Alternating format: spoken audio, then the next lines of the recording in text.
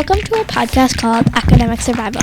In this episode, Tock, Watch the Clock, we talk about surviving the toughest years of your life, middle school. Today we have 7th graders Claire, Paige, and Mia from Hampton, New Hampshire, talking about managing your time throughout the day. Hi, I'm Mia. Time management is very important for when you're in middle school because you're going to need the sleep and effort to be successful. And trust me, it's not easy. It takes quite a while for someone to find the perfect routine. And I'm Paige. Waking up can be tough in the morning, so setting an alarm clock can help you wake up easier. Using your phone or a digital clock to set an alarm works perfectly. Make sure it's not too loud or else you'll be tumbling out of your bed to turn it off. Hi, I'm Claire. Eating a healthy breakfast in the morning is also important because you want to feel good and happy throughout the day.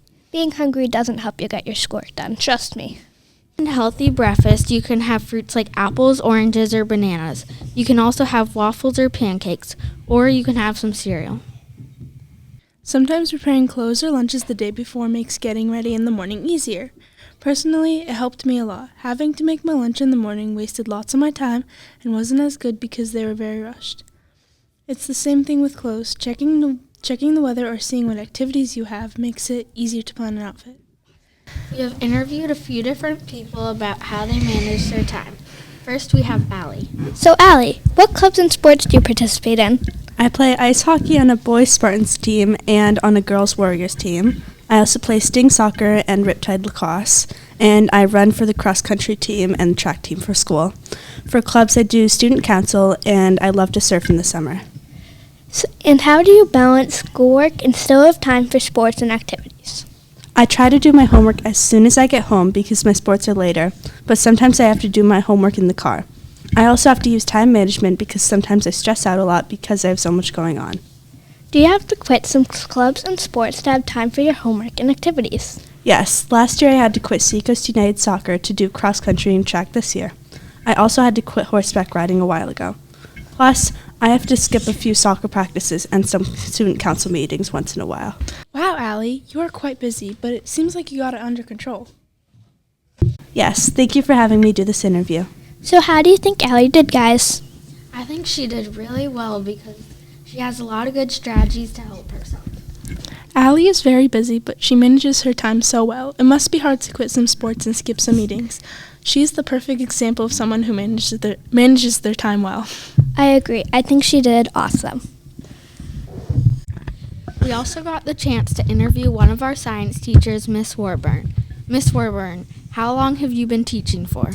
I've been teaching for 41 years now. Do you give out a lot of homework to your students? I don't try to. Do you prefer giving homework? Why or why not? I think it's important because giving some is good because then you get more practice. It also gives some students that need more time to work on it and go at their own pace. Thank you for your time. Miss Warburn certainly has been teaching for a while, and she seems to have everything under control. She seems very experienced in what she does.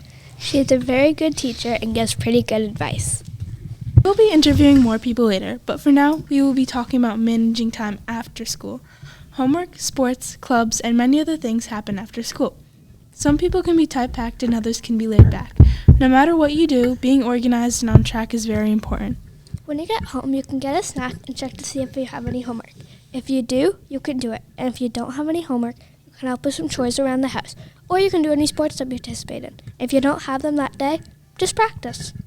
When all of your homework and chores are done, taking a shower and getting in your PJs is the best way to end the day. Instead of waiting to go to sleep, reading a book or doing something that doesn't include a screen is good. Watching your phone and using the device before sleeping can affect it. We will be talking more about this later, but for now we are doing another interview. Next, we have 7th grader Coletta. Hi, Coletta. What kind of sports and activities do you do? I do field hockey, rollerblading, a leadership program called Brewster, biking, violin, and walking my dog. How do you manage time at home? I have a schedule with a color-coded checklist for each time I complete something. For example, if I do all my homework, walk my dog, then eat some dinner. Is it hard to wake up in the morning? No, it's fairly easy for me. I have an alarm clock with an annoying sound to wake me up in the morning. Then I do some movement activities to get me going. Is homework a struggle for you? No, I also think homework is fairly easy. I just get all my homework done right away so I can get it over with and do some other fun things. All right, that's all. Thank you for your time, Claudia. Coletta seems very busy, but it seems like she's very organized. I agree. She definitely came up with the perfect schedule. And now it's time for an interview with one of our ELA teachers, Miss Andros. Hello, Miss Andros. How long have you been teaching for? Hi, girls. I have been teaching for 12 years. What sports did you do when you were a kid? When I was in middle school, I played field hockey, I did ski racing, and did softball in the spring. Do kids do homework most of the time? I think a lot of students do. Some don't. I'd say about 60% do their homework for the most part. Do most kids take time to retake things? Certain students definitely do. Students who want to get good grades will definitely take the time to come in, do the work necessary to do a retake. Some students, unfortunately, don't. All right. Thank you for your time. Thank you. She is an amazing ELA teacher. I'm really glad we got the chance to interview her. Same. She is very experienced and has an awesome personality. That was the last interview we have. Thank you for all that participated. Now back to managing time after school. Okay, before going to bed, you can read for about an hour or play with your pet if you have one.